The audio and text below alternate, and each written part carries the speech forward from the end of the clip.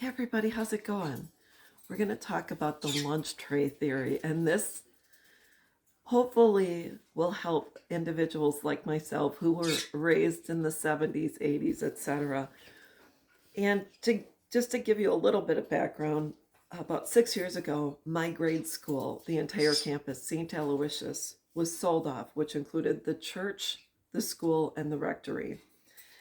And so, anyways, it sat empty for a number of years. And I reached out to City Hall, found out who the investor was, talked to the investor, and I gathered some items from the school, of which were about 30 boxes of library books and also different artifacts. And one of those things was this lunch tray. Do you remember this?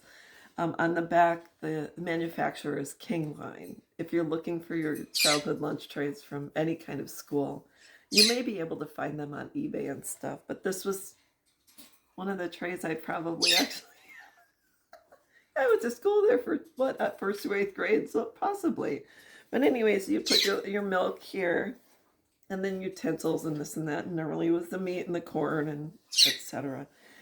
And so I want to talk about this lunch tray theory for those of us who can use this as a roadmap or a guide on how to bring yourself back to the present. And so talking about the fruit of the Spirit, which can be found in a biblical verse, and this is Galatians 22 or 5:22 through 23. The fruit of the Spirit is love, joy, peace, patience, kindness, goodness, faithfulness, gentleness, and self-control. And I was raised in the church, and after I left the Catholic Church, eventually I went to a non-denominational, etc. So I have kind of a roadmap which has always been instilled in my life, and I've always held this dear. And in fact, I don't know if it was because I was bullied at church, but I decided always to treat other people with kindness and respect, especially those who were targets of others who were not kind. And when we think about what we should keep on our lunch trays, there's not a whole lot of room. And so if you only have room for 6 items, so you think, well, this is love, joy, peace, patience, kindness, self-control, and then of course brotherly love. So if these are filled with positive things, and then someone comes along and you're in the lunch line and you stand in front of someone who's going to serve you up some hate, some anger, some greed, some malice, etc., you can skip that and go to the next and say, no, I'm not interested in that today. That's not going on my tray. And so if you were like me and you tended to be a target of others who have insecurities or anything that causes them to act out, I just want to let you know that you can hold up your hand and say, no, I'm not interested in that today. And so when it comes to life in general, when you think of the lunch tray theory, I want you to apply it to every single circumstance in your life.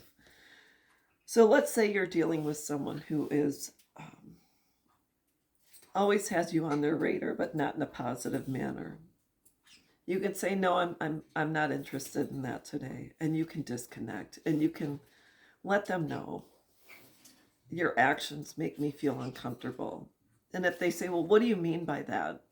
You'd say, well, when you say X, Y, Z, it causes me to be sad or hurt or be filled with guilt and shame. And you may not be aware of it because that's the way you are. But I'm letting you know now that I'm going to have to pass. So anyways, I hope this helps other people. I come up with these ideas and thoughts every day when I'm listening to music or watching shows or even driving. I don't know, it just kind of pops up. So I'm hoping this helps someone else. I'm not saying I'm perfect, and I'm certainly, there's certain times when I'm sure my own trays are filled. If I'm driving, I may be filled with a little bit of road rage or frustration and things like that. But if you keep one of these in your car, it'll help bring you back to the present. But also, if you're wondering who did my commission portraits of my birds, these are all my birds. If you look up this guy on Facebook, Kyle Saveco, he is a freelance artist. He does black and white. And I'll tell you, the fine details in his portraits bring your animals to life. So anyways, reach out to him through Facebook.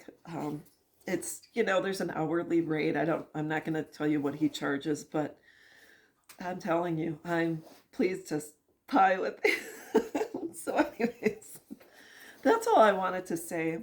I hope this video helps, and I hope you're having a great day. We'll be back.